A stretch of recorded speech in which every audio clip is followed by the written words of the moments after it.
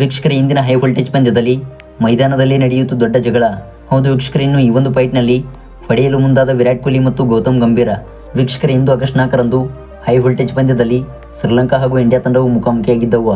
ಇನ್ನು ವೀಕ್ಷಕರೇ, ಇದೀಗ ಈ ಒಂದು ಪಂದ್ಯವು ಕೂಡ ಮುಕ್ತಾಯಗೊಂಡಿದ್ದು, ಹಾಗೆ ವೀಕ್ಷಕರೇ, ಈ ಒಂದು ಹೈ ವೋಲ್ಟೇಜ್ ಪಂದ್ಯದಲ್ಲಿ ಲಂಕಾ ತಂಡವು ಗೆದ್ದು ಬೀಗಿತ್ತು.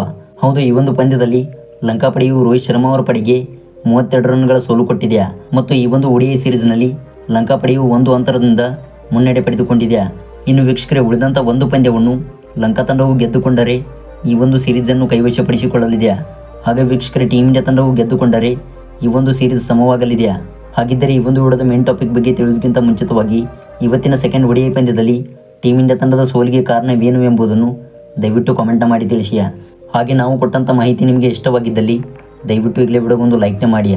ಹೌದು, ಇವತ್ತು ನಡೆದಿದ್ದ ಹೈಡ್ರಾಮಾ ಪಂದ್ಯದಲ್ಲಿ ಮೈದಾನದಲ್ಲೇ ದೊಡ್ಡ ಜಗಳ ನಡೆಯಿತು. ಹೌದು, ಶ್ರೀಲಂಕಾ ತಂಡದ ಸ್ಪಿನ್ ಬೌಲರ್ ಆಗಿದ್ದ ಅಖಿಲ ಧನಂಜಯ ಅವರು ಬೌಲ್ ಮಾಡುತ್ತಿದ್ದರು. ಇನ್ನು ವೀಕ್ಷಕರೇ, ಟೀಮ್ ಇಂಡಿಯಾ ತಂಡದ ಪರವಾಗಿ ಸ್ಟ್ರೈಕ್ನಲ್ಲಿದ್ದ ವಿರಾಟ್ ಕೊಹ್ಲಿ ಅವರನ್ನು LBW ಬಲೆಗೆ ಅಖಿಲ ಧನಂಜಯ ಅವರು ಬೀಳಿಸಿದ್ದರು. ಇನ್ನು ವೀಕ್ಷಕರೇ, ಈ ಒಂದು ಹಂತದಲ್ಲಿ ವಿರಾಟ್ ಕೊಹ್ಲಿ ಅವರು ರಿವ್ಯೂ ತೆಗೆದುಕೊಂಡಿದ್ದರು. ಆದರೆ ವೀಕ್ಷಕರೇ, ಆ ಒಂದು ರಿವ್ಯೂನಲ್ಲಿ ಥರ್ಡ್ ಅಂಪೈರ್ ಪ್ರಕಾರ ಬಾಲು ಬ್ಯಾಟಿಗೆ ತಾಗಿತ್ತೆಂದು ನಿರ್ಣಯ ಬಂದಿತು. ಇನ್ನು ಈ ಒಂದು ಥರ್ಡ್ ಅಂಪೈರ್ ನಿರ್ಣಯದ ಬಗ್ಗೆ ಶ್ರೀಲಂಕಾ ಆಟಗಾರರು ಅಸಭ್ಯ ವರ್ತನೆಯನ್ನು ಮಾಡಿದರು.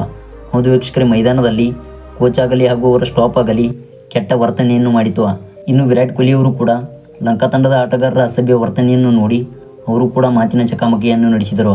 ಮತ್ತು 3ನೇ ODI ಪಂದ್ಯದಲ್ಲಿ ವಿರಾಟ್ ಕೊಹ್ಲಿ ಅವರು ಶ್ರೀಲಂಕಾ ಪಡೆಗೆ ತಕ್ಕ ತಿರುಗೇಟನ್ನು ಕೊಡಬಹುದು.